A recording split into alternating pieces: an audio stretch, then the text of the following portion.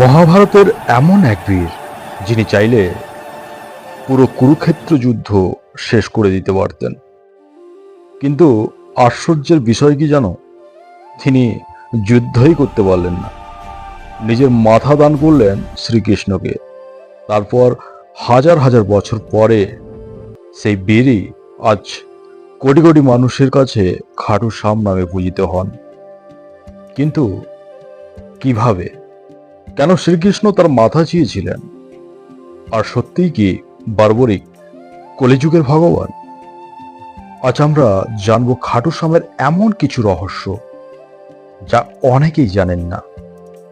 তাই ভিডিওটি স্কিপ না করে পুরোটাই অবশ্যই দেখুন।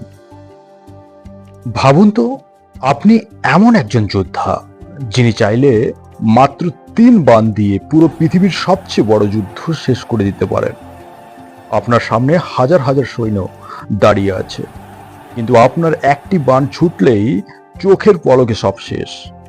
শুনতে অবিশ্বাস্য লাগে, তাই না? কিন্তু মহাভারতের এমন একজন বীর সত্যিই ছিলেন, তার নাম বার্বরিক। আজ কোটি কোটি মানুষ তাকে খাটু শ্যাম নামে পূজা করেন। কিন্তু প্রশ্ন হলো, একজন সাধারণ যোদ্ধা কিভাবে ভগবানের মতো পূজিত হলেন? কেন শ্রীকৃষ্ণ তার মাথা দান হিসেবে চেয়েছিলেন? আর বর্বরিকের এমন কি শক্তি ছিল যা দেখে স্বয়ং শ্রীকৃষ্ণও চিন্তায় পড়ে গিয়েছিলেন? আজ আমরা জানবো খাটু শ্যামের সেই রহস্য যা অনেকেই জানেন না। তাই ভিডিওটি শেষ পর্যন্ত অবশ্যই দেখবেন।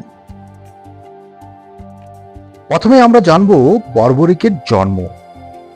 এই স্টোরিতে মহাভারতের অনেক আগে পাণ্ডবদের মধ্যে সবচেয়ে শক্তিশালী ছিলেন ভীম। ভীমের ছেলে ছিলেন ঘটোৎকচ, আর ঘটোৎকচের ছেলে ছিলেন বর্বরিক। ছোটবেলা থেকেই বর্বরিক অন্য সবার থেকে আলাদা ছিলেন। তিনি শুধু শক্তিশালী ছিলেন না, তার মনও ছিল খুব পরিষ্কার।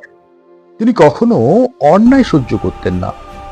দুর্বল মানুষের পাশে দাঁড়ানোই ছিল তার সবচেয়ে বড় ধর্ম। তার মা তাকে ছোটবেলা থেকে একটি কথা শিখিয়েছিলেন, যে দুর্বল সে সবসময় তার পাশে দাঁড়াবে, নিজের শক্তি কখনো অহংকারের জন্য ব্যবহার করবে না। বর্বরিকের এই কথাটি নিজের জীবনের নিয়ম বানিয়ে নিয়েছিলেন, কিন্তু তখনও কেউ জানতো না এই একটি প্রতিজ্ঞাই একদিন তার জীবনের সবচেয়ে বড় পরীক্ষার কারণ হবে।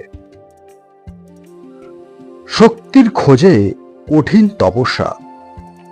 বড় হওয়ার সঙ্গে সঙ্গে বর্বরিক বুঝতে পারলেন, শুধু সাহস থাকলেই কিন্তু হবে না। অন্যায়ের বিরুদ্ধে লড়তে হলে দরকার অসাধারণ শক্তি। তাই তিনি জঙ্গলে গিয়ে কঠোর তপস্যা শুরু করলেন। দিনের পর দিন, মাসের পর মাস তিনি ভগবানের নাম জপ করতে থাকলেন। খাবার নেই, আরামও নেই, শুধু একটাই লক্ষ্য, এমন শক্তি চাই যা দিয়ে সব সময় সত্য আর ন্যায়ের রক্ষা করা যায়। বর্বরিকের কঠিন তপস্যা শেষ হওয়ার পর দেবী তার সামনে আবির্ভূত হন।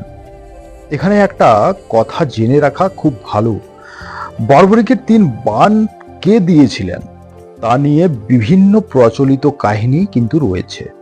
অনেক জায়গায় বলা হয় মা কামাখ্যা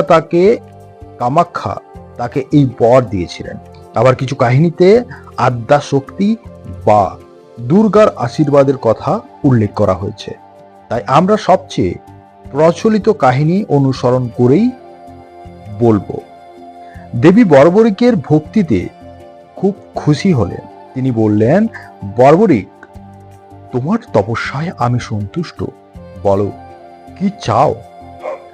বর্বরিক মাথা নিচু করে উত্তর দিলেন, আমি এমন এক শক্তি চাই যা দিয়ে সবসময় অন্যায়ের বিরুদ্ধে দাঁড়াতে পারি, কখনো নির্দোষ মানুষের যাতে ক্ষতি না হয়। বর্বরিকের এই কথা শুনে দেবী হাসলেন। তিনি তাকে দিলেন 3টি অলৌকিক বাণ। কিন্তু এই বাণ সাধারণ কিন্তু ছিল না। প্রথম বাণ যাদের আঘাত করা হবে তাদের চিহ্নিত করতে পারত। দ্বিতীয় বাণ যাদের বাঁচিয়ে রাখা হবে তাদের আলাদা করে চিহ্নিত করত। আর তৃতীয় বাণ, প্রথমের বাণে চিহ্নিত সব লক্ষ্যকে ধ্বংস করে আবার নিজে থেকেই বর্বরিকের তৃণে ফিরে আসত। অর্থাৎ মাত্র 3টি বাণ দিয়েই তিনি পুরো একটি সেনাবাহিনীকে পরাজিত করতে পারতেন। এই কারণেই তাকে বলা হতো 3 বাণধারী। কিন্তু শুধু 3টি বাণই নয়, বর্বরিকের আরেকটি ভয়ঙ্কর প্রতিজ্ঞা করেছিলেন। তিনি বলেছিলেন, আমি সবসময় সেই পক্ষের হয়ে যুদ্ধ করব যারা দুর্বল। শুনতে খুব ভালো লাগে, তাই না? কিন্তু একটি প্রতিজ্ঞাই পরে এমন এক সমস্যার জন্ম দেয়, যার কারণে স্বয়ং শ্রীকৃষ্ণও কঠিন সিদ্ধান্ত নিতে বাধ্য হয়েছিলেন। কারণ কুরুক্ষেত্রের যুদ্ধে যে পক্ষ দুর্বল হবে, বর্বরিক সেই পক্ষেই চলে যাবেন। তারপর অন্য পক্ষ দুর্বল হয়ে পড়লে তখন আবার তিনি পক্ষ বদলে দেবেন। এভাবে যদি চলতে থাকে তাহলে যুদ্ধ কিন্তু কখনোই শেষ হবে না। আর শেষ পর্যন্ত পৃথিবীতে বেঁচে থাকতে হয়তো শুধু একজন বর্বরিক।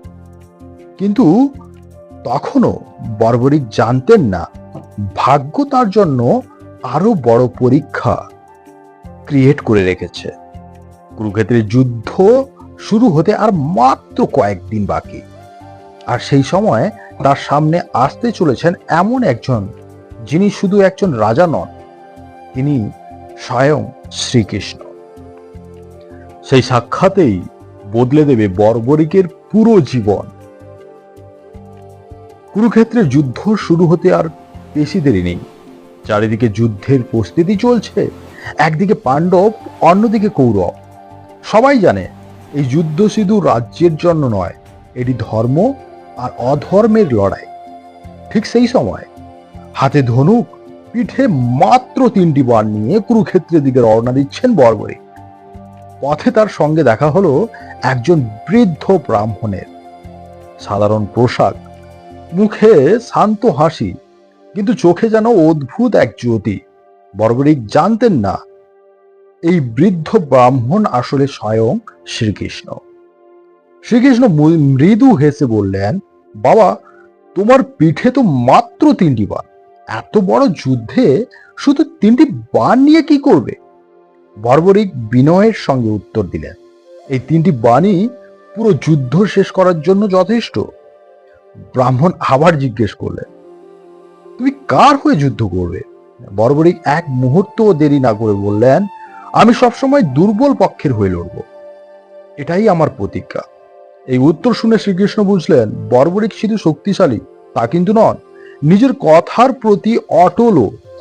কিন্তু তার এই প্রতিজ্ঞাই বড় বিপদ ডেকে আনতে পারে। তবুও শ্রীকৃষ্ণ আরেকটি পরীক্ষা নিতে চাইলেন। তিনি কাছের একটি বড় বটগাছ দেখিয়ে বললেন, তোমার 3 বাণের শক্তি যদি সত্যি এত বেশি হয়, তাহলে এই গাছের সব পাতাকে এক বাণে লক্ষ্য করে দেখাও। বর্বরিক শান্তভাবে চোখ বন্ধ করলেন, ভগবানের নাম নিয়ে একটি বাণ ছেড়ে দিলেন।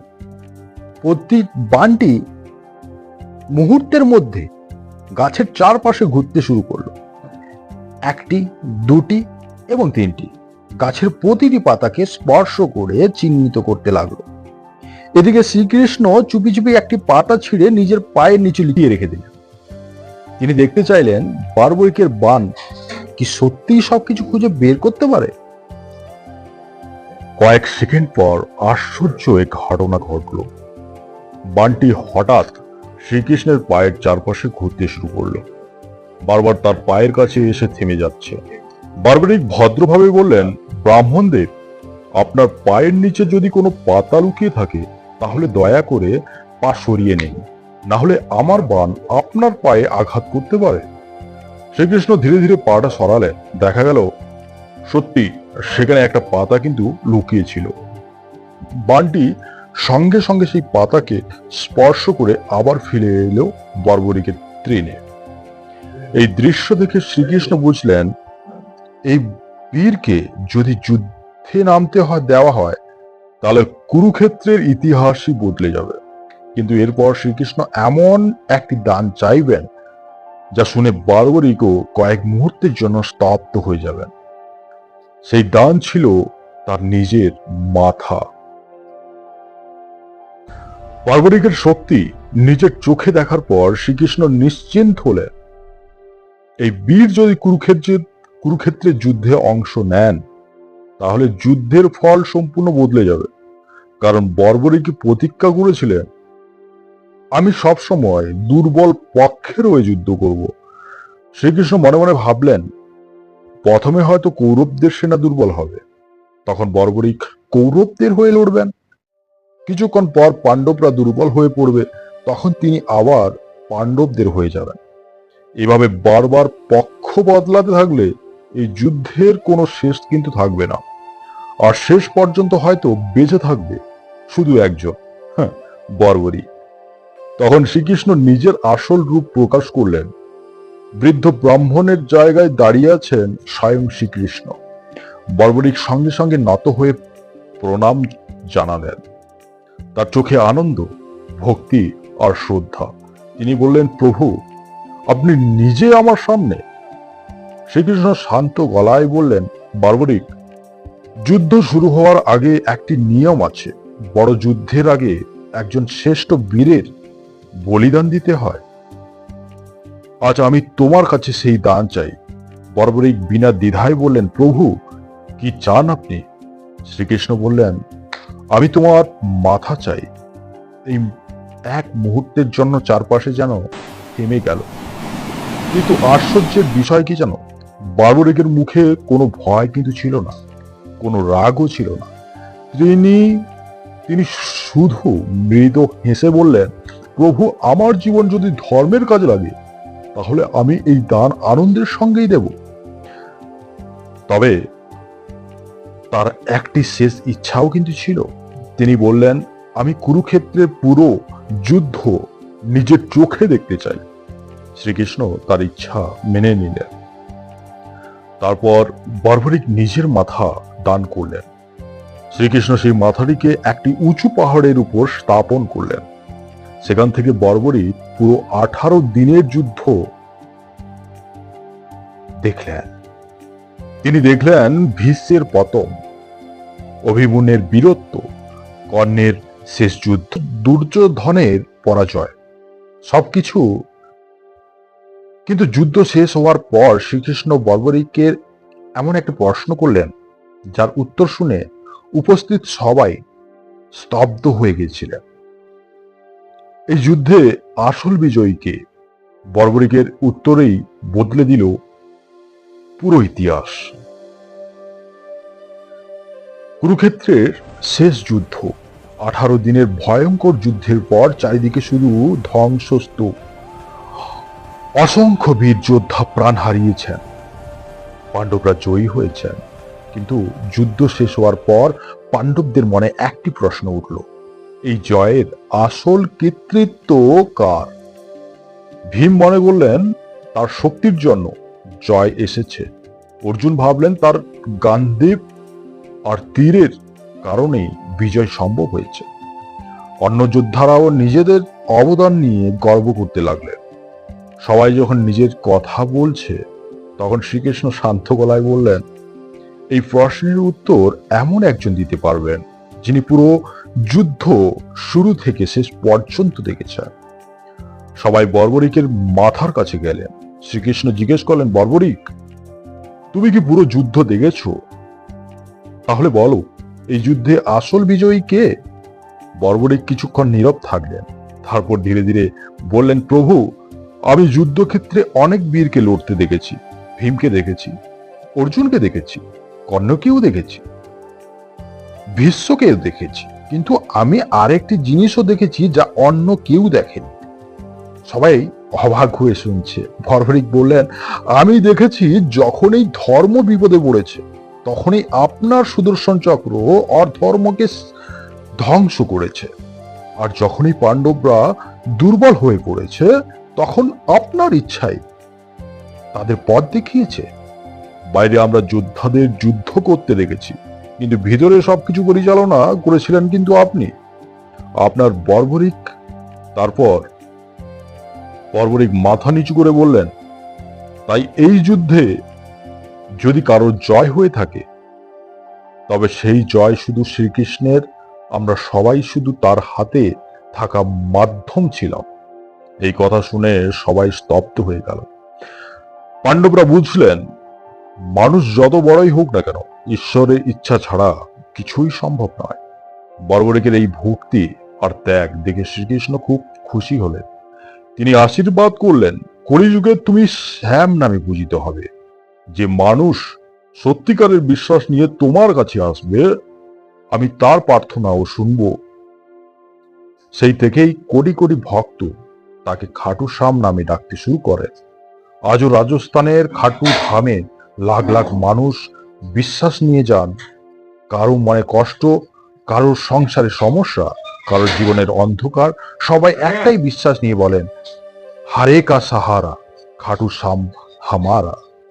কিন্তু মনে রাখবেন, খাটু শ্যামের সবচেয়ে বড় শিক্ষা শুধু অলৌকিক শক্তি নয়, তিনি আমাদের শিখিয়েছেন অহংকার নয়, ভক্তি বড়, শক্তি নয়, ত্যাগ বড়, আর নিজের জন্ম নয়, সত্য আর ধর্মের জন্য বাঁচাই মানুষের আসল পরিচয়। যদি এই গল্প আপনার ভালো লেগে থাকে তাহলে ভিডিওটিকে লাইক করুন, চ্যানেলটিকে সাবস্ক্রাইব করুন এবং কমেন্টে লিখুন জয় শ্রী শ্যাম। পরে ভিডিওতে আমরা আবার ফিরে আসব মহাভারত ও সনাতন ধর্মের আরেকটি অজানা রহস্য নিয়ে। ধন্যবাদ। জয় শ্রীকৃষ্ণ, জয় খাটু শ্যাম। यदा यदा हि धर्मस्य ग्लानिर्भवति भारत अभ्युत्थानमधर्मस्य तदात्मानं सृजाम्यहम्।